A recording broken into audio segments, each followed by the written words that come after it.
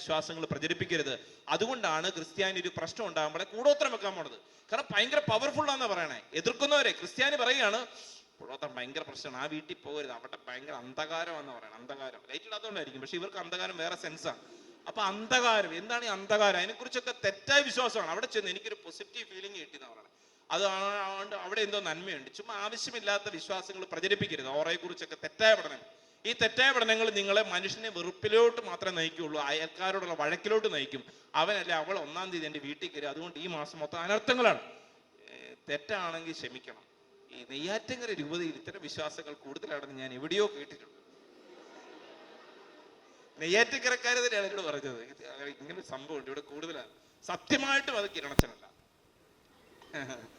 കിരണച്ചൻ ഇവിടെയുള്ള അച്ഛന്മാരൊന്നല്ല, സെമിനാരി പഠിക്കുമ്പോഴുള്ള ഞങ്ങളുടെ കയ്യിൽ ഈ വിശ്വാസം ഭയങ്കര കൂടുതലായി. 1-ാം തീയതി ഹൈന്ദവ വിശ്വാസങ്ങളുമായിട്ട് ചിലപ്പോൾ അത് നമ്മുടെ പ്രാദേശികമായ കാരണങ്ങൾ കൊണ്ടാണ്. അപ്പൊ നമ്മൾ ഹൈന്ദവ മതത്തിനെ നമ്മൾ അപഹസിക്കുന്നില്ല, അതിനെ മോശമാക്കുന്നില്ല, അതിനെക്കുറിച്ച് അറിവുള്ളവരാകുക, നന്മ സ്വീകരിക്കുക. പക്ഷെ എന്താ കുഴപ്പം? അതിൽ കുട്ടികളെ അതിനെ എങ്ങനെ പരിചയപ്പെടുന്നുള്ള വളരെ പ്രധാനപ്പെട്ട കാര്യമാണ്. വിശ്വസിക്കാൻ എളുപ്പമുള്ള മതം ഇസ്ലാം മതമാണെന്ന് ഞാൻ പറഞ്ഞു. എന്തുകൊണ്ടാണെന്നറിയാം? സൃഷ്ടാവായ ദൈവം അവിടെ ഇങ്ങനെ ഇരിക്കുകയാണ്. നമ്മൾ സൃഷ്ടികളല്ല ഇവിടെ. നമ്മുടെ ഡ്യൂട്ടി എന്താണ്? ആരാധിക്കുക, പ്രാർത്ഥിക്കുക, കിട്ടുന്ന മേടിച്ച് പോവുക. അതിനകത്ത് വേറെ പരിപാടിയൊന്നുമില്ല. സൃഷ്ടാവ് ജനിക്കുകയോ ജനിപ്പിക്കുകയോ ചെയ്യുന്നില്ല. ക്ലിയർ ആണ്, ലോജിക്കലാണ്. ഇപ്പൊ ലോജിക്ക് വെച്ചിട്ട് അത് വളരെ ഈസിയാണ്. ഈ ദൈവം മനുഷ്യനായാലല്ലേ കുഴപ്പമുള്ളൂ. അവനെ എപ്പോ ദൈവമാണെന്ന് അറിഞ്ഞാവോ, ഇത് ചെയ്യുമ്പോൾ ദൈവമാണെന്ന് അറിയാവോ? ഈശോ തന്നെ പറയുന്നു പിതാവിന് മാത്രമേ അവകാശം അറിയത്തുള്ളൂ. അപ്പൊ അതെങ്ങനെയാണ് ആകെപ്പാടെ രാഷ്ട്രീയ കുഴപ്പം? ബൈബിള് വ്യാഖ്യാനിച്ച് മനുഷ്യന്റെ പരിപാടി തീരും. അതിന് എളുപ്പമല്ലേ ഖുർആനിൽ വിശ്വസിക്കുന്നത്? എളുപ്പമല്ലേ? കുട്ടികൾക്ക് അത് വളരെ ആകർഷകമാണ്. ഈ രീതിയിൽ കുട്ടികൾക്ക് അത് അവതരിപ്പിക്കുമ്പോഴത്തേക്കും നമ്മൾ 13-ാമത്തെ വർഷം അതിന്റെ പുറകെ പോയി. 12 വർഷം എവിടെ പോയി? ഈശോ കേന്ദ്രീകൃത സഭ എവിടെ പോയി? ഒരു വലിയ ചോദ്യമാണ്. നിങ്ങൾ സംശയം ഉണ്ടെങ്കിൽ മതത്തിലോട്ട് പോകാതെ നിങ്ങളുടെ വിശ്വാസികളായ കുഞ്ഞുങ്ങളില്ലേ, അവരോട് പോയി അടിസ്ഥാനപരമായ ചില ചോദ്യങ്ങൾ ചോദിച്ചു നോക്കണം. ഒന്ന്, അബോർഷനെ കുറിച്ചുള്ള അവരുടെ അഭിപ്രായം ഒന്ന് ചോദിക്കണം. അറിവല്ല, അഭിപ്രായം. അപ്പൊ അവർ അതിനെ ന്യായീകരിക്കും. നിങ്ങൾ കേൾക്കും. വലിയ ക്രിസ്ത്യാനികളായിട്ടുള്ള നമ്മൾ പഠിപ്പിച്ചിട്ട് പിള്ളേരാ, അവർക്ക് എവിടെയോ ബേസിക് ആയിട്ടുള്ള ചില കാര്യങ്ങൾ കിട്ടാതെ പോയി. ഈശോനെ കുറിച്ചുള്ള ചില കാര്യങ്ങളൊക്കെ ചോദിച്ചു നോക്കും, മണ്ടത്തരം പറയുന്നത് കേൾക്കാം. 12 വർഷം നമ്മൾ പഠിപ്പിച്ചിട്ട് ക്രിസ്തു കേന്ദ്രീകൃതമായിട്ടില്ല. എന്തുകൊണ്ട്? ഈശോയെ കൃത്യമായിട്ട് മനസ്സിലാക്കിയിട്ടില്ല എന്ന് ഞാൻ പറയും. ഇനി ഞാൻ മറ്റേ ചോദ്യത്തിന് ഉത്തരം പറയാം. അതാണ്, ഈശോയ്ക്ക് കുഞ്ഞുനാളിൽ ഈശോയ്ക്ക് ദൈവമാണെന്ന് അറിയാമായിരുന്നോ? ഇതൊരു പ്രധാനപ്പെട്ട അറിവാണ്. കാരണം യേശുവിന്റെ മാനുഷികതയെക്കുറിച്ചുള്ള അറിവാണ്. അറിവില്ലായ്മയും കൂടെയാണ് ആ ഉത്തരത്തിലൂടെ നമ്മൾ പ്രകടമാക്കുന്നത്. ഈശോ 100% മനുഷ്യനും 100% ദൈവമാണ്. ടാബുള റാസ എന്ന് കേട്ടിട്ടുണ്ടോ? ക്ലബിനൊക്കെ ഇടാൻ പറ്റിയ പേര് പോലെ തന്നെ ടാബുള റാസ. ബ്ലാക്ക് ബോർഡ് എന്നാണ് അർത്ഥം. ഒരു കൊച്ചു കുഞ്ഞ് ജനിക്കുമ്പോൾ അവന്റെ ഹൃദയം ബ്ലാക്ക് ബോർഡ് പോലെയാണെന്ന് തത്വചിന്തകന്മാർ പറയും. ഒന്നും എഴുതിയിട്ടില്ല, ഇനി എഴുതപ്പെടാൻ പോകുന്നതേ ഉള്ളൂ. ഒരു അറിവുമില്ല. പിന്നെ മനുഷ്യൻ അവന്റെ പരിസ്ഥിതി കൊടുക്കുന്ന അറിവിലൂടെയാണ് അവൻ മനുഷ്യനായിട്ട് വളരുന്നത്. അത് വ്യക്തമാക്കാൻ വേണ്ടി പറയുന്ന ഉദാഹരണമാണ് ടാബുള റാസ. അപ്പൊ ഈ നിത്യസഹായ മാതാവിന്റെ ചിത്രം നമ്മൾ കണ്ടിട്ടുണ്ടല്ലോ. നിത്യസഹായ മാതാവിന്റെ ചിത്രത്തിൽ നിങ്ങൾ ശ്രദ്ധിച്ചിട്ടുണ്ടോ? അതിൽ ഈശോയുടെ കാലിൽ എന്തെങ്കിലും പ്രശ്നമുണ്ടോ? കണ്ടിട്ടുണ്ട്. അതിന്റെ കാരണം അറിയാമോ? എന്തുകൊണ്ടാണ് ചെരുപ്പ്? എങ്ങനെയാ? പേടിച്ചോടി. 4 വയസ്സുള്ള ദൈവം പേടിക്കാമോ? അപ്പൊ ദൈവം പേടിച്ചു അല്ല. ഈശോ എന്തിനു പേടിച്ചു? എന്താണ് മനുഷ്യനെ പേടിപ്പിക്കുന്നത്? നിങ്ങളെ പേടിപ്പിക്കുന്ന ഒരു കാര്യം പറ. നിങ്ങളെ പേടിപ്പിക്കുന്ന ഇരുട്ട് പേടിയല്ലേ? പേടിയാ? ഇരുട്ടിനെ പേടിക്കുന്നത് കുഴിയാണോ, പാമ്പാണോ, കള്ളനാണോ, പിശാചാണോ അറിയാത്തോണ്ട് കുഞ്ഞിലെ പേടിച്ചോണ്ടിരുന്നത്. ഇന്നും അതേ പേടിയുണ്ട്. നമുക്ക് കാണാൻ പറ്റില്ല.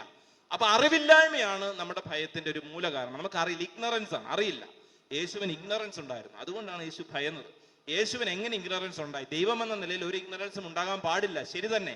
പക്ഷേ നമ്മൾ പറയുന്നുണ്ട് അവന്റെ മാനുഷികത അവിടെ കിടക്കുകയാണ്. യേശുവിന്റെ മാനുഷികതയുടെ ഭാഗമാണ് അജ്ഞത. അതുകൊണ്ട് യേശു ജനിച്ചത് നമ്മളെപ്പോലൊരു കുഞ്ഞായിട്ടാണ്, ഒന്നും അറിയാതെ കുഞ്ഞായിട്ട് ജനിച്ചത്. അതുകൊണ്ടാണ് ഏകദേശം 4 വയസ്സ് പ്രായമുള്ളപ്പോൾ മിഖായേൽ മാലാഖയും ഗബ്രിയേൽ മാലാഖയും ദർശനത്തിൽ പ്രത്യക്ഷപ്പെട്ട് യേശുവിന്റെ പീഡനോപകരണങ്ങൾ കാണിച്ചു കൊടുക്കുമ്പോൾ ഇതെന്താണെന്ന് മനസ്സിലാക്കാതെ 4 വയസ്സുള്ള ഈശോ ഭയന്നോടുകയും ആ ഓട്ടത്തിൽ വീഴുകയും ചെരുപ്പ് പൊട്ടുകയും അമ്മയുടെ എളിയിലേക്ക് ഓടിക്കയറുകയും ചെയ്ത അനുഭവം ലൂക്കാസ് സുവിശേഷകനോട് പങ്കുവെച്ചതുകൊണ്ടാണ് അദ്ദേഹം അത് സുവിശേഷത്തിൽ എഴുതാതെ ഒരു ചിത്രമായി ഐക്കണായി വരച്ചത് എന്നാണ് നമ്മുടെ പരമ്പരാഗതമായ വിശ്വാസം. നിങ്ങൾക്ക് നിത്യസഹായ മാതാവിന്റെ ചിത്രത്തിന്റെ പിന്നിലെ ഈ പാരമ്പര്യം അറിയാമെന്ന് ഞാൻ വിശ്വസിക്കുന്നു. അപ്പൊ ഈ കഥ തന്നെ നമ്മളോട് പറഞ്ഞു തരുന്നുണ്ട്. 4 വയസ്സുള്ള ഈശോയ്ക്ക് ഭയമുണ്ടായിരുന്നു. പിന്നെ എപ്പോഴെങ്കിലും ഈശോ പേടിച്ചിട്ടുണ്ടോ? പിന്നെ എപ്പോഴെങ്കിലും ഈശോ ഭയന്നിട്ടുണ്ടോ? ഈശോ പയന്നിട്ടുണ്ട് അല്ലേ? ഈശോ ദേഷ്യപ്പെട്ടിട്ടില്ലേ? ദേഷ്യമുണ്ടാകുന്നതിന്റെ പിന്നിൽ ഒരു അജ്ഞതയില്ലേ? മാനുഷിക ഭാവങ്ങളാണ്. മാനുഷികമായ വികാരങ്ങളിൽ ജീവിക്കാൻ ദൈവം തീരുമാനിച്ചു.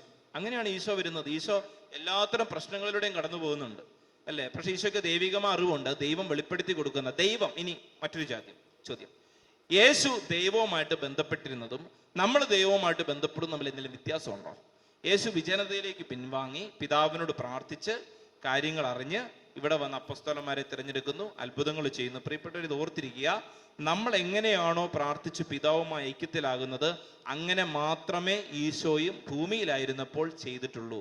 ഒരിക്കലും അവൻ മലമുകളിലേക്ക് പോയപ്പോൾ എല്ലാ തവണയും ട്രാൻസ്ഫിഗറേഷൻ നടന്നു എന്ന് വിചാരിക്കരുത്. അത് അപൂർവമായ ഒരു അനുഭവമാണ്. ബാക്കി എല്ലാ ദിവസവും 12, 13 വയസ്സിലും 30-ാം വയസ്സിലും എല്ലാ തവണയും മലമുകളിലേക്ക് പിൻവാങ്ങിയ യേശു ഒരു മനുഷ്യൻ എപ്രകാരം തൻ്റെ ബലഹീനതയിൽ കുറവുകളോടുകൂടി പ്രാർത്ഥിക്കുന്നോ അതുപോലെ പ്രാർത്ഥിച്ചിട്ടുള്ളൂ. അവന്റെ മുന്നിൽ സ്വർഗം വിരിഞ്ഞു വന്നിട്ടില്ല, മാലാഖമാര് പ്രത്യക്ഷപ്പെട്ടിട്ടില്ല. പ്രാർത്ഥനയുടെ അനുഭവത്തിലൂടെയാണ് യേശുവിന്റെ ദൈവികത്വം യേശുവിന് പോലും വെളിപ്പെട്ട് കിട്ടുക. 12-ാമത്തെ വയസ്സിൽ ദേവാലയത്തിൽ വെച്ച് ദൈവികമായ ഒരു അനുഭവം ഈശോയ്ക്കുണ്ടായി നമുക്ക് മനസ്സിലാവുന്നുണ്ട്. അതുകൊണ്ട് ഈശോ അന്ന് വരെ പറയാത്തൊരു വർത്തമാനം അമ്മയോട് പറഞ്ഞു, ഞാൻ എൻ്റെ പിതാവിന്റെ ഭവനത്തിലായിരിക്കേണ്ടതല്ലേ. ഇന്ന് വരെ അവൻ അങ്ങനെ സംസാരിച്ചിട്ടില്ലാത്തത് കൊണ്ട് അമ്മയ്ക്ക് അതിലെന്തോ ഒരു പ്രത്യേകത തോന്നിയെന്ന് വചനത്തിൽ നമ്മൾ വായിച്ച് മനസ്സിലാക്കുന്നുണ്ട്. 12 വയസ്സ് വരെ സാധാരണ കുഞ്ഞിനെ പോലെ വളർന്നു വന്നയാളാണ്. ദൈവികമായ യാതൊരു അത്ഭുതങ്ങളോ കാര്യങ്ങളോ ഈശോ ചെയ്തിട്ടില്ല. അതിനുശേഷവും ജോലി ചെയ്തുകൊണ്ടിരുന്ന സമയത്ത് അവൻ അയൽക്കാരൊക്കെ നോക്കിയാണ്, ഒരു ആശാരിപ്പണിക്കാരൻ പണിയൊക്കെ ചെയ്ത് ജീവിക്കുകയാണ്. ഇവൻ എവിടെ നിന്ന് ഇത്ര അറിവ് കിട്ടി? ഈശോ വേറെ എങ്ങും പോയിട്ടില്ല എന്നുള്ളതിന്റെ തെളിവാണ്. അവർ അത്ഭുതപ്പെടുകയാണ്. സ്വന്തം നാട്ടിൽ ചെല്ലുമ്പോൾ അവൻ ടിബറ്റിൽ പോയിരുന്നെങ്കിലോ യോഗ ചെയ്തിരുന്നെങ്കിലോ ഭാരതത്തിൽ വന്നിരുന്നെങ്കിലോ ദീർഘകാലം എടുത്ത് പോയി വരേണ്ട യാത്രയാണ് അന്നത്തെ കാലത്ത്. അങ്ങനെ ഈശോ ചെയ്തിരുന്നെങ്കിൽ നാട്ടുകാർ പറഞ്ഞേനെ, ആ ഈശോയ്ക്ക് അവൻ അവിടെ പോയി മാജിക്ക് പഠിച്ചിട്ട് വന്നിരിക്കാന്ന് പറഞ്ഞേനെ. അത് പറഞ്ഞില്ല. അവർ പറഞ്ഞു, ഇവൻ ഈ അറിവ് എവിടെ നിന്ന്?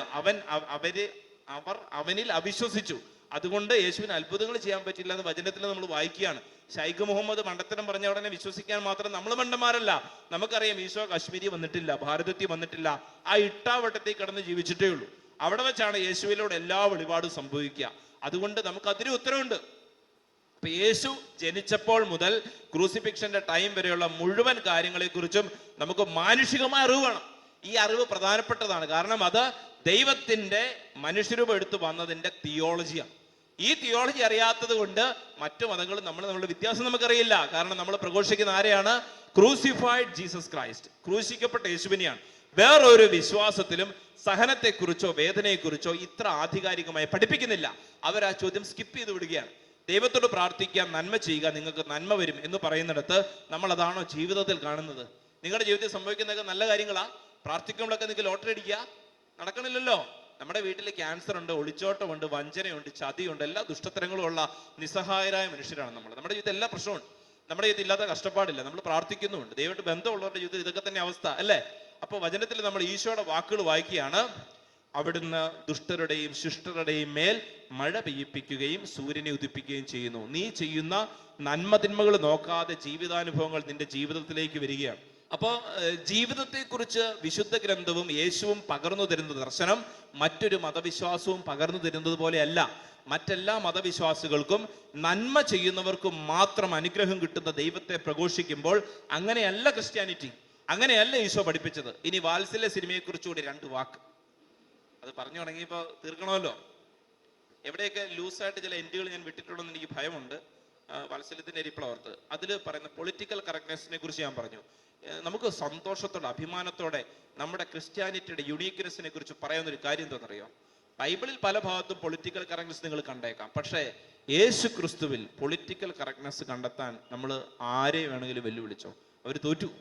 യേശുവിൽ പൊളിറ്റിക്കൽ കറക്റ്റ്നെസ് ഇല്ല. ശ്രദ്ധിച്ചിട്ടുണ്ടോ? ഉദാഹരണത്തിന് ഏറ്റവും നല്ല ഉദാഹരണം സിനിമയാണ്. ഫ്രണ്ട്സ് സിനിമയില്ല, ഫ്രണ്ട്സ് സിനിമയിൽ ഒരു പാട്ടുണ്ട്, നല്ലൊരു പാട്ടാണ്. അപ്പൊ ആ പാട്ടിനകത്ത് ആദ്യത്തെ പരിപാടി കഴിയുമ്പോൾ ശ്രീനിവാസൻ പറയും, നിർത്ത്, ഇങ്ങനത്തെ പാട്ടൊന്നും പറ്റില്ല, ഞങ്ങൾ സാധാരണക്കാർക്ക് പറ്റിയ പാട്ട് വേണമെന്ന് പറയും. അപ്പോഴത്തേക്ക് മുകേഷിന്റെ കഥാപാത്രം പറയുന്നൊരു ഡയലോഗ് ഉണ്ട്, അതിന് ആദിവാസികൾക്ക് പറ്റിയ പാട്ടേതാ? അന്ന് അത് പറഞ്ഞപ്പോൾ കൈയടിച്ചു. ഇന്ന് ജനം പ്രശ്നം ഉണ്ടാകും, കേസ് കൊടുക്കും, ആദിവാസികളെ മോശക്കാരാ എന്ന് പറയും അല്ലേ? തീർച്ചയല്ലേ? അത് അന്ന് തെറ്റല്ലല്ലോ, അന്ന് നമ്മൾ ഇത് കേട്ട് ചിരിച്ചതല്ലേ? അതുപോലെ ബോഡി ഷേമിങ്ങും കാര്യങ്ങളും അന്ന് തെറ്റല്ലല്ലോ, ഇന്നെങ്ങനെ തെറ്റായി? ഇന്ന് നമ്മൾ ചെയ്യുന്ന പല കാര്യങ്ങളും നാളെ തെറ്റായിക്കൂടെ? പല കാര്യങ്ങളും തെറ്റാകാം അല്ലേ? ഇതാണ് പൊളിറ്റിക്കൽ കറക്റ്റ്നെസ്. ഓരോ കാലഘട്ടത്തിന്റെ ശരികൾ നമ്മൾ കണ്ടുപിടിക്കുക. യേശുവിലൊന്ന് കണ്ടുപിടിക്കാൻ നോക്കാമോ? യേശു മനുഷ്യരോട് പെരുമാറിയ രീതി, കൂടെയുള്ളവരോട്, ശിഷ്യന്മാരോട്, അധികാരികളോട്, അദ്ദേഹത്തിന്റെ ധീരത, അദ്ദേഹത്തിന്റെ കരുണ, സ്ത്രീകളോടുള്ള പെരുമാറ്റം, ജീവിതത്തെ നേരിട്ട രീതി, നൽകിയ ഉപദേശങ്ങൾ കുറെ എഴുതി വെച്ചിട്ടുണ്ടല്ലോ സുവിശേഷത്തിൽ. എവിടെയെങ്കിലും ഒരു പൊളിറ്റിക്കൽ കറക്റ്റ്നെസ് കാണാൻ പറ്റുമോ? ഇത്രയും കാലമായില്ലേ, 2000 വർഷമായില്ലേ, തിയോളജി മാറി, ഫിലോസഫി മാറി, അറിവുകൾ മാറി, എന്തെന്ത് കാര്യങ്ങളിൽ മാറ്റം വന്നു? പറഞ്ഞതിലൊരു മണ്ടത്തരം കാണിച്ചു തരാൻ പറ്റുമോ? യേശു ദൈവമാണെന്നുള്ളതിന് സുവിശേഷം തരുന്നതിനേക്കാൾ വലിയ തെളിവുണ്ടോ? സുവിശേഷത്തിൽ യേശുവിനെ നമ്മൾ എത്ര കണ്ട് കുട്ടികൾക്ക് പരിചയപ്പെടുത്തി കൊടുത്തിട്ടുണ്ട്. യേശു പറഞ്ഞ വാക്കുകൾ മാത്രം എടുത്തൊന്ന് പഠിച്ചു നോക്കിക്കേ. ഭാഷാശാസ്ത്രജ്ഞന്മാർ പോലും പറയുന്ന കാര്യമാണ്, 2 എൻ്റെ ഉള്ളൂ യേശുവിനെ കുറിച്ച് പഠിക്കുമ്പോൾ. ഒന്നുകിൽ ഇവൻ ദൈവമാണ്, ഒന്നുകിൽ ദൈവമാണ്. ദൈവത്തിന് മാത്രം പറയാൻ പറ്റുന്ന കാര്യങ്ങൾ ഈശോ പറഞ്ഞിട്ടുണ്ട്, മറ്റൊരാളും പറയാത്തത്ര ആധികാരികതയോടുകൂടി. അതല്ലെങ്കിലോ യേശു ലോകചരിത്രം കണ്ടിട്ടുള്ളതിൽ വെച്ച് ഏറ്റവും വലിയ വഞ്ചകനായ മനുഷ്യനാണ്. അതല്ലാതെ ഇതിന്റെ നടുക്കൊരു മിഡിൽ പാത്തില്ല. ഒന്നുകിൽ യേശു നല്ല മനുഷ്യനാണെങ്കിൽ ദൈവമാണ്. വേറെ സാമൂഹ്യ പരിഷ്കർത്താവ്, സുഹൃത്ത്, ഗുരു, വഴികാട്ടി എന്നും പറഞ്ഞ് സോപ്പിടാൻ നോക്കണ്ട. ഒന്നുകിൽ ജീസസ് ക്രൈസ്റ്റ് ഈസ് ഗോഡ്, ദൈവമാണ്. അതല്ല എങ്കിൽ ഇതുപോലെ കബളിപ്പിച്ചൊരു മനുഷ്യൻ വേറെയില്ല. ഞാൻ സ്വർഗത്തിലോട്ട് പോകണം, അവിടെ നിങ്ങൾക്ക് സ്ഥലമുണ്ട്, അവിടെ നിങ്ങൾക്ക് സ്ഥലമുണ്ട്, അത് ഒരുക്കാനാണ് ഞാൻ പോകുന്നത്, സ്ഥലം ഉള്ളത് കൊണ്ടാണ് പോകുന്നത്, ഇല്ലായിരുന്നെങ്കിൽ ഉണ്ടെന്ന് ഞാൻ പറയുമായിരുന്നില്ല എന്നൊക്കെ പറഞ്ഞ് ആധികാരികതയോടെ പറയുകയാണ്. ഇത്ര ഉറപ്പാണേ, ഞാൻ മാത്രമേ അവിടുന്ന് വന്നിട്ടുള്ളൂ എന്നും പറയുന്നുണ്ട്. ഞാൻ മാത്രം സ്വർഗത്തിൽ വന്ന ഞാൻ മാത്രമേ പിതാവിനെ കണ്ടിട്ടുള്ളൂ, ഞാനാണ് പിതാവിന്റെ മുഖം, ഞാനാണ് പിതാവിന്റെ ശരീരം, ഞാനാണ് എന്നൊക്കെ പറഞ്ഞ് ത്രിത്വത്തെ കുറിച്ചൊക്കെ ആധികാരികമായിട്ട് പഠിപ്പിക്കുകയാണ്. ഇത് പറഞ്ഞിട്ട് നന്മ മാത്രം ചെയ്തു നടന്ന ഒരു പൊളിറ്റിക്കൽ ഗുരുവാണെന്ന് ഈശോ, നല്ല മനുഷ്യനായിരുന്നു ഈശോ, പക്ഷെ ദൈവമാണെന്ന് വിശ്വസിക്കാൻ എനിക്ക് പറ്റുന്നില്ല എന്ന് സ്വാമി വിവേകാനന്ദൻ പറഞ്ഞു. പക്ഷെ നമുക്ക് അംഗീകരിക്കാൻ പറ്റാത്ത എന്തുകൊണ്ടാ? കാരണം യേശുവിന്റെ വാക്കുകൾ വായിക്കുമ്പോൾ നമുക്ക് മനസ്സിലാവുന്നുണ്ട്, ഇത് വെറും ഒരു നല്ല മനുഷ്യനല്ല. ഒന്നുകിൽ യേശു ദൈവമാണ്, അല്ല യേശു ഏറ്റവും വഞ്ചകനായ മനുഷ്യനാണ്. ഒരു കാര്യവും കേൾക്കരുത് യേശു പറഞ്ഞത്. അപ്പൊ അക്കാര്യത്തിലുള്ള നമ്മുടെ ഉറപ്പ്, അക്കാര്യത്തിൽ നമുക്ക് സ്റ്റാൻഡ് ഉണ്ടെങ്കിലേ നമുക്കിത് പറഞ്ഞു കൊടുക്കാൻ പറ്റുള്ളൂ. നമ്മുടെ പിള്ളേരുടെ അടുത്ത് നമ്മളെ കാറ്റഗിസം പഠിപ്പിക്കുന്ന സഭാചരിത്രമായിരിക്കും, പഴയ നിയമത്തിലെ ഏതെങ്കിലും ഭാഗമായിരിക്കും, യുവജന പ്രേക്ഷിതത്വത്തെ കുറിച്ചായിരിക്കാം, എന്തിനെ കുറിച്ചായാലും അടി കിടക്കുന്ന സാധനം ഇതാണ്: യേശു ക്രിസ്തുവിന്റെ ദൈവത്വം, മനുഷ്യത്വം. ഈ 2 കാര്യങ്ങളെ കുറിച്ച് ബേസിക് നോളജ് വേണം. ഒരു കാര്യം കൂടെ പറഞ്ഞുകൊണ്ട് അവസാനിപ്പിക്കാം. ഇതെല്ലാം നമ്മുടെ അറിവിന്റെ കൂടെ ഒരു പൂരണമാണ്. കൂടാതെ ഇതിനെ ബേസ് ചെയ്താണ് നമ്മൾ എല്ലാ കാര്യങ്ങളും സംസാരിക്കേണ്ടത്. നമുക്കറിയാം, ഈ കള്ളന്റെ കാര്യം പറഞ്ഞില്ലേ, അതിന് നിങ്ങൾക്ക് ഉത്തരം കിട്ടിയോ? ഉത്തരം വേണ്ടേ? അതാണല്ലേ. കുറച്ചുത്തരം വേണേ ഞാൻ വാട്സാപ്പ് ചെയ്യാം, നിങ്ങൾ വോയിസ് ആയിട്ട്. ഒരു പ്രധാനപ്പെട്ട കാര്യം ഈ കള്ളന്റെ കാര്യമാണ്. ഈ കള്ളനോട് പറഞ്ഞു, ഇന്ന് നീ എന്നോട് കൂടെ പർദീസയിൽ ഉണ്ടായിരിക്കും എന്ന് പറഞ്ഞു. എന്നിട്ട് ഈശോ നേരെ പാതാളത്തിൽ പോയി, അല്ലെ മരണാവസ്ഥയിൽ, മൃതാവസ്ഥയിൽ പോയി. മൃതാവസ്ഥയിലേക്ക് 3 ദിവസത്തിന് ശേഷം ഉയിർപ്പ് സംഭവിക്കുന്നു. കള്ളനോട് ഇന്ന് എന്ന് പറയാനുള്ള കാരണം എന്താണ്? വളരെ ലളിതമായിട്ട് പറയാം. സാധാരണഗതിയിൽ ഞാനിത് വളരെ നാടകീയമായി അവതരിപ്പിക്കുന്ന ഒരു കാര്യമാണ്. ആളുകളെ രസിപ്പിച്ച് പറയാവുന്ന കുറെ പോയിന്റുകൾ ഇതിനുണ്ട്. പക്ഷേ നിങ്ങൾ അഡൽസ് ആണ്, നിങ്ങൾക്ക് അതിന്റെ ആവശ്യമില്ലല്ലോ. പോയിന്റ് ഇത്രയേ ഉള്ളൂ: സമയം 2 എണ്ണം ഉണ്ട്. ഒന്ന് ക്രോണോസ്, ഒന്ന് കെയ്റോസ്. ശ്രദ്ധിക്കാം, ക്രോണോസും ഉണ്ട്, കെയ്റോസും ഉണ്ട്. എന്താണ് ക്രോണോസ്? ക്ലോക്ക് ഉണ്ട്, ഇവിടെ കലണ്ടർ ഉണ്ടോ? രണ്ടും ഇല്ല. ഇവിടെ ക്രോണോസ് ഇല്ല. ഓക്കെ, സെക്കൻഡ്, മിനിറ്റ്, മണിക്കൂർ, ദിവസം, ആഴ്ച, മാസം, വർഷം, ദശാബ്ദം, സഹസ്രാബ്ദം എന്ന് പറഞ്ഞ് നമ്മൾ ചരിത്രം എന്ന് പേരിട്ട് വിളിക്കുന്ന സമയമുണ്ട്. സമയത്ത് ഒരു ട്യൂബ് പോലെയൊക്കെ കാണാം. സമയത്തിന് ആരംഭവും അവസാനവും ഇല്ല എന്ന് പറഞ്ഞാൽ നമുക്കതിനെ അങ്ങനെ വേണേൽ കാണാം. ഈ സമയമാണ് ക്രോണോസ് എന്ന് പറയുന്നത്. ക്രോണിക് ബാച്ചിലർ തുടങ്ങിയ വാക്കുകളൊക്കെ ക്രോണോസിൽ നിന്നാണ് വരുന്നത്. പക്ഷെ ഇതല്ല ദൈവത്തിന്റെ സമയം. ദൈവത്തിന്റെ സമയം എന്ന് പറഞ്ഞാൽ കെയ്റോസ് ആണ്, ദൈവം ഇടപെടുന്ന സമയം. അത് ദൈവത്തെ സംബന്ധിച്ച് ഭാവിയില്ല, ഭൂതമില്ല, വർത്തമാനമില്ല, എപ്പോഴും ഇപ്പോഴാണ്. ദൈവത്തിന് ഭൂതത്തിലും ഭാവിയിലും ഇടപെടാൻ സാധിക്കും എന്ന് പറയുന്നത് അതുകൊണ്ടാണ്. ഒരു ടേബിളിൽ നമ്മുടെ പാത്രത്തിൽ കുറെ വെള്ളം ഇരിക്കുന്ന പോലെ ദൈവത്തിന് മുമ്പിൽ സമയം ഇങ്ങനെ ഇരിക്കുകയാണ്. ദൈവം സർവശക്തനാണ്, സർവ്വവ്യാപിയാണ്, സമയത്തിലും സർവ്വവ്യാപിയാണ്. നമുക്ക് അധികാരമുള്ള സമയം ഇപ്പോൾ മാത്രമാണ്. നിങ്ങൾക്ക് ഈ ക്ലാസ്സിൽ നിന്ന് ഇറങ്ങിപ്പോകാൻ നിങ്ങൾക്ക് അധികാരമുള്ള സമയം ഇപ്പോൾ മാത്രമാണ്. ഇന്നലെ ഇറങ്ങിപ്പോകാൻ പറ്റൂല, നാളെ ഇറങ്ങിപ്പോകാൻ പറ്റൂല, കഴിഞ്ഞ മിനിറ്റിൽ ഇറങ്ങിപ്പോകാൻ പറ്റില്ല, അടുത്ത മിനിറ്റിൽ ഇറങ്ങിപ്പോകാൻ പറ്റില്ല. നിങ്ങൾക്ക് അധികാരമുള്ള സമയം, ആ സമയത്തിന്റെ ദൈവമാണ് നിങ്ങളെങ്കിൽ സമയത്തിന്റെ മുഴുവന്റെ മേലും ശക്തിയുള്ള ദൈവമാണ്. സമയത്തെ സൃഷ്ടിച്ചത് ദൈവമാണ്, സമയത്തിന് പുറത്താണ് ദൈവം. വല്ല കുന്ത മനസ്സിലാവുന്നുണ്ടോ? മൾട്ടിവേഴ്സ് എന്ന് കേട്ടിട്ടുണ്ടോ? പിള്ളേരോട് ചോദിച്ചാൽ മതി, പറഞ്ഞു തരും. ഇത്തരം ആധുനിക ചിന്തകളുമായിട്ട് ബന്ധപ്പെടുത്തി നമുക്ക് വിശുദ്ധ ഗ്രന്ഥത്തിൽ എല്ലാ കാര്യങ്ങളും മനസ്സിലാക്കാൻ പറ്റും. ഇപ്പൊ മൾട്ടിവേഴ്സിനെ കുറിച്ചുള്ള ചിന്തയൊക്കെപ്പെട്ടെ, സമയത്തെക്കുറിച്ച് ഇത്രയും മനസ്സിലാക്കുക: സമയത്തിനുള്ളിലല്ല ദൈവം, സമയത്തിന് പുറത്താണ് ദൈവം. എവിടെയൊക്കെ വിശുദ്ധ ഗ്രന്ഥത്തിൽ ഇന്ന് അല്ലെങ്കിൽ ഇപ്പോൾ എന്ന് പറയുന്നുണ്ടോ, അപ്പോഴൊക്കെ ദൈവം പറയുന്നത് നമുക്ക് അധികാരമുള്ള സമയത്തെക്കുറിച്ചാണ്, ദൈവത്തിന്റെ നിത്യതയെക്കുറിച്ചാണ്. നിത്യതയിൽ നീ എന്നോട് കൂടെ ഉണ്ടായിരിക്കുമെന്നാണ് അതിന്റെ അർത്ഥം. ഇപ്പോൾ മാനസാന്തരപ്പെടുക എന്ന് പറഞ്ഞാൽ ആ വചനം എഴുതി വെക്കുന്ന എല്ലാ ദിവസവും വായിക്കുന്നുണ്ട്. പക്ഷെ നിനക്ക് വേണ്ടി ദൈവം നിശ്ചയിച്ച നിന്റെ അധികാരം പ്രയോഗിക്കേണ്ട സമയത്ത് അത് നിനക്ക് കത്തും. ഇപ്പം ഞാനത് ചെയ്യണം നിനക്ക് മനസ്സിലാകും. നിങ്ങൾ ആ പന്നിക്കൂട്ടിൽ നിന്ന് എഴുന്നേറ്റ് പിതാവിന്റെ പക്കലേക്ക് പോകുന്ന ആ സമയം, അത് നിങ്ങളുടെ കെയറോസ് ആണ്. ദൈവം നിങ്ങളുടെ ജീവിതത്തിൽ ഇടപെടുന്ന സമയമാണ്. ഇതിനെക്കുറിച്ച് വേണമെങ്കിൽ പുസ്തകം എഴുതി അയച്ചു തരാം. ഒരുപാടുണ്ട് പറയാം, പക്ഷെ ചുരുക്കം അതാണ്. അപ്പൊ ഇത്തരം കാര്യങ്ങളെ കുറിച്ച് കൂടി ധാരണയുണ്ടെങ്കിൽ ഇനി ഈ ഭാഗമല്ല, മറ്റൊരു ഭാഗത്ത് സമയത്തെക്കുറിച്ച് പറയുന്ന, മാനസാന്തരത്തെക്കുറിച്ച് പറയുന്ന ഒരു വചനഭാഗം നിങ്ങൾക്ക് കിട്ടുകയും അതിനെക്കുറിച്ച് പറയേണ്ടി വരികയും ചെയ്താൽ നിങ്ങൾ പെട്ടെന്ന് ഇതോട് കണക്ട് ചെയ്യണം. നിങ്ങൾക്ക് കാര്യം മനസ്സിലായി. നിങ്ങൾക്ക് പറഞ്ഞു കൊടുക്കാൻ പറ്റും, മോനെ അത് ദൈവം സമയത്തിന്റെ ദൈവമാണ്. സമയത്തിനുള്ളിലല്ല ദൈവം, സമയത്തിന്റെ പുറത്താണ്. സമയത്തിനും സ്ഥലത്തിനും പുറത്താണ് ദൈവം. ദൈവം സ്ഥലത്തെയും സമയത്തെയും സൃഷ്ടിച്ച ആളാണ്, അല്ലാതെ അതിന്റെ അടിമയല്ല. സമയത്തിനുള്ളിലാണ് ദൈവമെങ്കിൽ, സ്ഥലത്തിനുള്ളിലാണ് ദൈവമെങ്കിൽ ദൈവം ആരാണ്? സ്ഥലവും സമയമാണ്, ദൈവമല്ല. ഇത് വലിയൊരു ചിന്തയാണ്, പെട്ടെന്ന് നമുക്ക് ഉൾക്കൊള്ളാൻ പറ്റണമെന്നില്ല. പക്ഷെ ഞാൻ പറഞ്ഞത് ഇങ്ങനൊരു സംഭവം ഉണ്ട്, ഇങ്ങനൊരു മറുപടി ഉണ്ട്. അതിനെക്കുറിച്ച് കൂടി കാറ്റഗിസം അധ്യാപകർ മനസ്സിലാക്കിയിരിക്കുന്നത് നല്ലതാണ്. ഏതാണ്ട് പ്രധാനപ്പെട്ട ചോദ്യങ്ങൾക്ക് ഉത്തരം പറഞ്ഞ് ഞാൻ വിശ്വസിക്കുന്നു. ഇത്തരം ചോദ്യങ്ങൾക്ക് ഉത്തരം തരികയായിരുന്നില്ല എൻ്റെ ലക്ഷ്യം. ഞാൻ പറഞ്ഞത് നമ്മുടെ അറിവ് നമ്മൾ അപ്ഡേറ്റഡ് ആയിരിക്കണം. നമ്മുടെ ഭാവി തലമുറയോട് സംസാരിക്കാൻ ഇത്തരം അറിവുകൾ വളരെ ആവശ്യമാണ് എന്നുള്ളത് ഒരു പോയിന്റ്. എങ്ങനെ അപ്ഡേറ്റ് ചെയ്യാം? അവർ പോകുന്ന വഴിയെ തന്നെ പോവുക. അവർ പോകുന്ന വഴി ഏതാണ്? ഇന്റർനെറ്റിന്റെ വഴി, ഇൻസ്റ്റഗ്രാമിന്റെ വഴി. അതൊക്കെ നിങ്ങൾ ഉപയോഗിക്കണം, കാണണം. അതിലെ മണ്ടത്തരങ്ങൾ എടുത്ത് ഷെയർ ചെയ്യാനല്ല. എൻ്റെ അമ്മയാണ് ഞങ്ങളുടെ ഫാമിലി ഗ്രൂപ്പ് ഏറ്റവും കൂടുതൽ മണ്ടത്തരങ്ങൾ ഷെയർ ചെയ്യണത്. അമ്മയുടെ അവർ കിട്ടുന്നതൊക്കെ പോസ്റ്റ് ചെയ്യല്ലെന്ന് പറഞ്ഞാലും മോനെ എന്ന് പറഞ്ഞിട്ട് സാധനം ഇട്ട് തരും. ഒരു കാലത്ത് നടക്കാത്ത കാര്യങ്ങളൊക്കെ 6-7 വർഷം മുമ്പത്തെ സാധനമൊക്കെ എടുത്തിട്ട് തരും. അപ്പൊ അങ്ങനെ ആവരുത്. നമ്മളെ പറയുന്നത് വസന്തങ്ങൾ എന്നാണ്, അറിയാലോ അല്ലേ? പിള്ളേര് മുതിർന്നവരെ പറയുന്നത് വസന്തങ്ങൾ എന്നാണ്, അറിയാവോ? ഇല്ലല്ലേ? വസന്തം കണ്ടവർത്ത് നിങ്ങളെ കുറിച്ചാ പറയണേ. 80-ലെ വസന്തങ്ങൾ, 90-ലെ വസന്തങ്ങൾ എന്നൊക്കെയാണ് പറയണത്. ഓക്കെ, അപ്പൊ നമ്മൾ ഈ വസന്തങ്ങളുടെ തലമുറയിൽ തന്നെ നിന്നുകൊണ്ടിരുന്ന അവരോട് കമ്മ്യൂണിക്കേറ്റ് ചെയ്യാൻ പറ്റില്ല. നമ്മുടെ ആ തലമുറയിൽ നമ്മൾ ആ ലീപ്പ് എടുത്ത് മാറ്റി പുതിയ തലമുറയുടെ ഭാഷ പഠിക്കണം, അവരുടെ സംശയങ്ങൾ മനസ്സിലാക്കണം. നിങ്ങളുടെ അറിവില്ലായ്മ ഷെയർ ചെയ്യുന്നതിൽ യാതൊരു തെറ്റുമില്ല. എനിക്ക് അറിവില്ല എന്ന് പറയുന്നതിൽ തെറ്റില്ല. അറിവില്ലായ്മ അലങ്കാരമാക്കി കിട്ടുന്ന മറുപടി പറഞ്ഞ് അവരെ അന്ധവിശ്വാസികളാക്കി എല്ലാം ഒന്ന് പരിഹരിക്കാം, ദേഷ്യപ്പെട്ട് പരിഹരിക്കാന്ന് വിചാരിച്ചാൽ നടക്കുകയല്ല. നമ്മൾ ഏറ്റവും അടിസ്ഥാനപരമായ അറിവ് യേശുവിനെ കുറിച്ചുള്ള, ദൈവത്തെക്കുറിച്ചുള്ള അറിവാണ്. നിശ്ചയമായിട്ട് സുവിശേഷങ്ങളിൽ യേശു നിങ്ങളെ അതിന് സഹായിക്കും. നമുക്ക് ധൈര്യമായിട്ട് പറയാവുന്ന ഒരു കാര്യം എന്താണെന്നറിയാം. ഇത്രയും പറഞ്ഞപ്പോൾ നിങ്ങൾക്ക് ഞാൻ എന്ത് ചെയ്യും എന്നൊരു ചിന്തയുണ്ടാവും. നിങ്ങളോട് ഞാൻ ഒന്ന് മാത്രമേ പറയുന്നുള്ളൂ, സുവിശേഷങ്ങളിൽ യേശുവിനെ കൂടുതൽ പരിചയപ്പെടുക, ഹിസ്റ്റോറിക്കൽ ജീസസിനെ കൂടുതൽ പരിചയപ്പെടുക. അതിനെക്കുറിച്ച് എവിടേക്ക് അറിയാൻ പറ്റുമോ അതൊക്കെ അറിയുക. യേശു ജനിച്ചതിനെ കുറിച്ച്, ജീവിച്ചതിനെ കുറിച്ച്, മരിച്ചതിനെ കുറിച്ചൊക്കെ വിശുദ്ധ ഗ്രന്ഥത്തിൽ മാത്രമേ ആധികാരികം അറിവുള്ളൂ, പുറത്തില്ല. പുറത്തുള്ള അറിവ് ഏതാണ്? ഇറ്റലിയിലെ ടൂറിലെ ശവക്കച്ചയെ കുറിച്ച് പറയണമെന്ന് എനിക്ക് ആഗ്രഹം ഉണ്ടായിരുന്നു, സമയം കിട്ടിയില്ല. അപ്പൊ അതുപോലുള്ള കാര്യങ്ങളൊക്കെ ഉണ്ട്, അതിനെക്കുറിച്ചൊക്കെ പറയുക. അത് ഹിസ്റ്ററി ചാനൽ എന്ന ചാനലിലെ ഷൗഡ് ഓഫ് ടൂറിനെ കുറിച്ചുള്ള ഒരു അരമണിക്കൂർ ഡോക്യുമെന്ററി ഉണ്ട്, ഞാനത് സജസ്റ്റ് ചെയ്യണം. അതൊക്കെ നിങ്ങൾ കാണുക. അപ്പോൾ യേശുവിന്റെ പീഡാനുഭവങ്ങളെ കുറിച്ചുള്ള കുറച്ചുകൂടെ സയന്റിഫിക് ആയിട്ടുള്ള വിവരണങ്ങൾ കിട്ടും. എത്ര മണിക്ക് യേശുവെ കുരിശി തറച്ചേ? 9 മണിക്കല്ലേ? ചിന്തിച്ച് യാമത്തിന്റെ കണക്കെടുത്ത് കമ്പയർ ചെയ്യുക. 7 മണിക്ക് കുരിശും ചുമന്ന് യാത്ര തുടങ്ങി. തൊട്ടടുത്ത 200 കുറച്ച് ദൂരേ ഉള്ളൂ ആ മലയിലേക്ക്. അത്ര സമയം എടുത്താ ഈശോയെ കൊണ്ടുപോയ. ഒരുപാട് സമയം ഇട്ട് പീഡിപ്പിച്ച് വിഷമിപ്പിച്ച്, അതുകൊണ്ട് ചോരയൊക്കെ വാർന്നു പോയത്. അവിടെ ചെന്ന് കുരിശ് തറയ്ക്കുന്ന 9 മണിക്കാണ്. 3 മണിക്കൂർ കഴിഞ്ഞു. 12 മണിക്ക് സൂര്യൻ ഇരുണ്ടു. 3 മണിക്ക് ഈശോ മരിച്ചു. 6 മണിക്ക് മുമ്പ് ഈശോനെ അടക്കി. അതാണ് എൻ്റെ കണക്ക്. എങ്ങനെ അരിമത്ഥ്യക്കാരൻ ജോസഫ് ഓടി വന്ന് പീലാത്തോസിന്റെ അടുത്ത് പെർമിഷൻ മേടിക്കുന്നത്? തൊട്ടടുത്തായതുകൊണ്ടാണ്. വിശുദ്ധ സ്ഥലത്ത് പോയിട്ടുള്ളവർക്കറിയാം, ഞാൻ പോയിട്ടില്ല. പക്ഷെ ഞാൻ ആ ദൂരം ഇന്റർനെറ്റിലൂടെ അളന്നു നോക്കിയിട്ടുണ്ട്. അപ്പൊ അതിനകത്ത് കാണിക്കും. ഇത്രയും ദൂരേ ഉള്ളൂ, വളരെ അടുത്താണ് ഈ സ്ഥലങ്ങളൊക്കെ. അപ്പൊ ഇതിനെക്കുറിച്ചൊക്കെ നിങ്ങൾ അറിവുള്ളവർ, ഇത് ഞാൻ പറഞ്ഞു തരേണ്ട കാര്യമില്ല. നിങ്ങളുടെ ഇരിക്കുന്ന ഗൂഗിൾ സെർച്ച് ചെയ്യുക, വാട്സാപ്പ് സെർച്ച് ചെയ്യല്ലേ, ഇൻസ്റ്റഗ്രാമിൽ സെർച്ച് ചെയ്യല്ലേ, ഗൂഗിൾ സെർച്ച് ചെയ്യുക.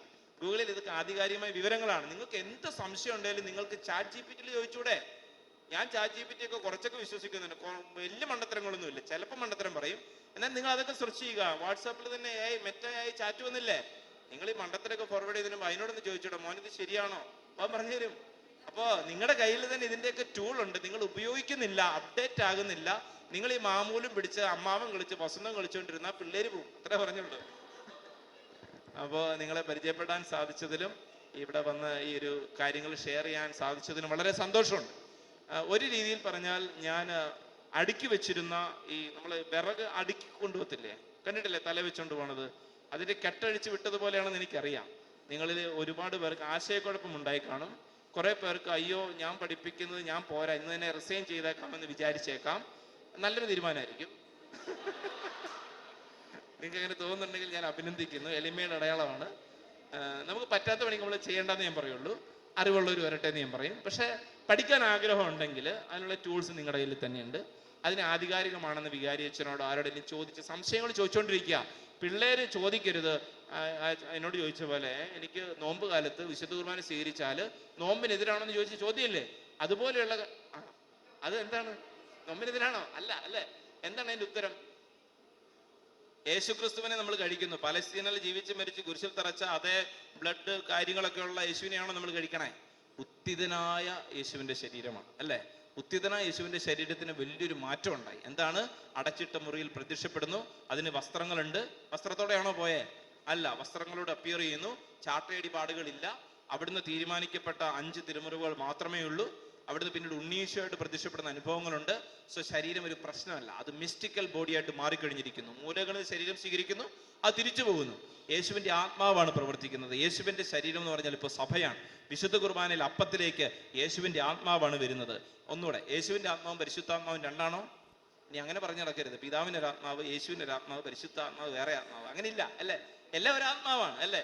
പരിശുദ്ധ ത്രിത്വത്തെ കുറിച്ചും കൂടെ 1 മിനിറ്റ് കൊണ്ട് പറഞ്ഞു തരട്ടെ. 1 മിനിറ്റ് അതുകൂടെ പറഞ്ഞില്ലേ ചിലപ്പം ഇൻകംപ്ലീറ്റ് ആയി പോയാലോ, ദൈവം തോന്നിപ്പിക്കുന്നതാണെങ്കിലോ. വിശക്കുന്നുണ്ടെങ്കിൽ ഇപ്പോൾ പെട്ടെന്ന് പറഞ്ഞുതരാം. ഈ പരിശുദ്ധ ത്രിത്വത്തെ നമ്മൾ കൃത്യമായിട്ട് മനസ്സിലാക്കിയില്ലെങ്കിൽ നമ്മൾ ഈ 3 മുക്കോടിയുടെ പുറകെ പോകും. മനസ്സിലായോ? എന്തുകൊണ്ട് 3? അത് വെളിപ്പെടുത്തിയതാണ്. ആരാണ് വെളിപ്പെടുത്തിയത്? യേശുവാണ് വെളിപ്പെടുത്തിയത്. യേശു വെളിപ്പെടുത്തിയ ഒരു ഉപമ ഏതാണ്? ഞാൻ മുന്തിരിച്ചെടിയും നിങ്ങൾ അതിന്റെ ശാഖകളുമാണ്. മുന്തിരിച്ചെടി എടുക്കുക. മുന്തിരിച്ചെടി കണ്ടിട്ടുണ്ടാ? കമ്പന്തനിയൊക്കെ പോയാൽ അറിയാം അല്ലെ? മുന്തിരിച്ചെടി ഞങ്ങൾ വളർത്തിയിട്ടുണ്ട് നോവിഷേറ്റ് ഹൗസിൽ, വയനാട്ടില്. അതൊരു ചെടിയാണ്. അത് ഒരു സൈഡിൽ നിന്ന് ഇങ്ങനെ വളർന്ന് പടർന്ന് പന്തലിച്ചങ്ങ് പോയി. ഇതിന്റെ തായ്തണ്ട് എടുക്കുക. തായ്തണ്ടാണ് യേശു അല്ലെ? അപ്പോൾ പിതാവ് എവിടെ? പരിശുദ്ധാത്മാവ് എവിടെ? മുന്തിരിച്ചെടിയിലെ പിതാവ് എവിടെ? പിതാവിന്റെ ലക്ഷണങ്ങൾ എന്തെല്ലാമാണ്? പിതാവിന്റെ ലക്ഷണങ്ങൾ പിതാവിനെ കാണാൻ പറ്റുമോ? കാണാൻ പറ്റത്തില്ല. പിതാവിനെ നമ്മൾ ആരിൽ കാണുന്നു? പിതാവിൽ നിന്ന് പുറപ്പെടുന്ന ആരാണ്? പുത്രനും പരിശുദ്ധാത്മാവും പുറപ്പെടുന്നു. പരിശുദ്ധാത്മാവ് പുറപ്പെടുന്നത് പിതാവിൽ നിന്നും പുത്രനിൽ നിന്നും അല്ലെ? പിതാവിനെ കാണുന്നില്ല. ഫിലിപ്പോസേ, നീ എന്നെ കണ്ടില്ലേ? എന്നെ കാണുന്നു, പിതാവിനെ കാണുന്നു. മുന്തിരിച്ചെടി ഇങ്ങനെ പറിച്ചെടുത്ത് നോക്കുക. താഴെ വേരുണ്ട്. വേരാണ് പിതാവ്. വേരിനെ നമ്മൾ കാണുന്നില്ല. വേരും തായ്തണ്ടും തമ്മിൽ വ്യത്യാസമുണ്ടോ? രണ്ടും ഒന്ന് തന്നെയല്ലേ? ഒന്ന് കാണുന്നില്ല, ഒന്ന് കാണുന്നു. അത് തന്നെയാണ്. പിതാവിനെ കാണുന്നില്ല, പുത്രനെ കാണുന്നു. പിതാവ് തന്നെയാണ് പുത്രൻ. ഏതർത്ഥത്തിലാണ്? കാണപ്പെടുന്ന പിതാവ് പുത്രനാണ്. അങ്ങനെയാണ് നമ്മൾ മനസ്സിലാക്കുക. പിതാവിൽ നിന്ന് പുത്രൻ പുറപ്പെട്ടു. അത് കുഴിച്ചു വെച്ചോ, അവിടെ തന്നെ ഇരിക്കട്ടെ. പരിശുദ്ധാത്മാവ് എന്ത് ചെയ്യും? പിതാവിൽ നിന്നും പുത്രനും പുറപ്പെട്ട് ജീവൻ തരുന്ന പരിശുദ്ധാത്മാവ് എന്താണ്? ജലമാണ്, ജീവജലമാണ് അല്ലെ? ആ രസമാണ് പിതാവിൽ നിന്നും. അപ്പൊ നമ്മൾ ചിന്തിക്കും, പിതാവിൽ നിന്നും പുത്രനിൽ നിന്നും പുറപ്പെട്ടിട്ട് എന്ത് സാധനമാണ്? അത് ജീവജലമാണ്. ആ തായ്തണ്ടിലൂടെ പുറപ്പെട്ട എല്ലാത്തിനും ജീവൻ കൊടുത്ത് ഫലം പുറപ്പെടുവിക്കുന്നതാണ് പരിശുദ്ധാത്മാവ്. ഇതൊരു ഉദാഹരണമാണ്. ഈ ഉദാഹരണം ആരാ പറഞ്ഞു തന്നെ? ഈശോ ത്രിത്വത്തെ പരിചയപ്പെടുത്തിയ ഒരു ഉദാഹരണം ഇതാണ്. ഇതുപോലെ കുറെ ഉദാഹരണങ്ങളുണ്ട്. കിണറാണെന്ന് പറയുന്നുണ്ട് അല്ലെ? അതിൽ ഉറവയാണ് പിതാവ്. അപ്പൊ അങ്ങനെയുള്ള കുറെ കാര്യങ്ങളുണ്ട്. നമുക്ക് എപ്പോഴെങ്കിലുമൊക്കെ സംസാരിക്കാം. ഇതൊക്കെ എനിക്ക് കിട്ടിയ എവിടെ നിന്നറിയാം? പല ക്ലാസ്സുകളിൽ നിന്ന്. ഇതൊന്നും ഞാൻ കണ്ടുപിടിച്ചല്ല. വിശുദ്ധ ഗ്രന്ഥത്തിൽ തന്നെ പറയുന്ന പോലെ അവരെല്ലാം ദൈവത്താൽ പഠിപ്പിക്കപ്പെട്ടവരാകും. ദൈവം നിങ്ങളെ പഠിപ്പിക്കട്ടെ എന്ന് പ്രാർത്ഥിക്കുന്നു, ആശംസിക്കുന്നു. നിങ്ങൾ കൂടുതൽ ആഗ്രഹത്തോടെ കുട്ടികളെ പഠിപ്പിക്കാനും നിങ്ങളുടെ ടീച്ചിങ് മെത്തേഡിൽ വ്യത്യാസങ്ങൾ വരുത്തണമെങ്കിൽ വരുത്തട്ടെ എന്ന് കരുതിയുമാണ്. കുട്ടികളെ നിസ്സാരരായി കാണരുത്. അവരുടെ സംശയങ്ങൾ നിസ്സാരമായിട്ട് കാണരുത്. അവരെ ഗൗരവത്തോടെ എടുക്കുക. ഈശോ അവരെ ഗൗരവത്തോടെ കണ്ട ആളാണ്. അവരെ സീരിയസ് ആയിട്ട് കേട്ട ആളുകളാണ്. അവരിൽ എല്ലാ തരക്കാരായിട്ടുള്ള കുട്ടികളുമുണ്ട്. എല്ലാവരെയും മേയിച്ചു കൊണ്ടുപോകുക എന്ന് പറഞ്ഞാൽ വലിയൊരു ടാസ്ക്കാണ്. ദൈവത്തിന് അനുഗ്രഹമില്ലാതെ സാധിക്കില്ല. ഇപ്പോൾ നമ്മൾ ആഞ്ചലൂസ് ചൊല്ലിയതിന് ശേഷം, ഒരു പ്രാർത്ഥന ചൊല്ലിയതിന് ശേഷം, ആഞ്ചലൂസും കൂടെ ചൊല്ലിയതിന് ശേഷം നമുക്ക് അവസാനിപ്പിക്കാം. കർത്താവായ ദൈവമേ, ഈ മതാധ്യാപകരെയും അവരുടെ പ്രതിനിധികളെ, പ്രത്യേകിച്ച് അവരുടെ മാതാപിതാക്കളായിട്ട് വന്നിട്ടുള്ള എല്ലാവരെയും സമർപ്പിച്ച് പ്രാർത്ഥിക്കുന്നു. കർത്താവായ ദൈവമേ, അങ്ങയുടെ വലിയ സുവിശേഷം സ്വന്തം ജീവിതത്തിൽ ഉൾക്കൊണ്ട് ജീവിക്കുവാനും അത് ചുറ്റുമുള്ളവർക്ക്, പ്രത്യേകിച്ച് കുഞ്ഞുങ്ങൾക്ക് പകർന്നു കൊടുക്കുവാനുമായി പ്രത്യേക വിളി നൽകി ഇവരെ അങ്ങ് അനുഗ്രഹിച്ചിരിക്കുകയാണല്ലോ ദൈവമേ. ഇവർ കടന്നു പോകുമ്പോൾ ഈ വർഷം മുഴുവൻ ഈശോയിൽ കേന്ദ്രീകൃതമായ മതബോധനം കാഴ്ചവെക്കുവാൻ, ഇവരുടെ ഇടവകളിൽ അതിൻ്റെ അനുഗ്രഹം ഉണ്ടാകുവാൻ, ഇവരുടെ കുടുംബങ്ങളിൽ ഇതിൻ്റെ മാറ്റങ്ങൾ ഉണ്ടാകുവാൻ, വ്യക്തികളുടെ ജീവിതത്തിൽ മാനസാന്തരം സംഭവിക്കാൻ തക്കവിധം ഇവരെല്ലാവരെയും അങ്ങ് ഉപയോഗിക്കണമേ, അനുഗ്രഹിക്കണമേ. ഇവരുടെ കുറ്റങ്ങളും കുറവുകളും കണക്കിലെടുക്കാതെ കർത്താവെ തുറവിയുള്ള മനസ്സോടെ അങ്ങയുടെ മുന്തിരിത്തോട്ടത്തിൽ ജോലി ചെയ്യുന്ന വിശ്വസ്തരായ ദാസരാകുവാൻ ഇവരെ ഓരോരുത്തരെയും അനുഗ്രഹിക്കണമേ. കർത്താവായ ക്രിസ്തു വഴി ഞങ്ങൾ സമർപ്പിക്കുന്ന പ്രാർത്ഥന കേട്ടുള്ളണമേ.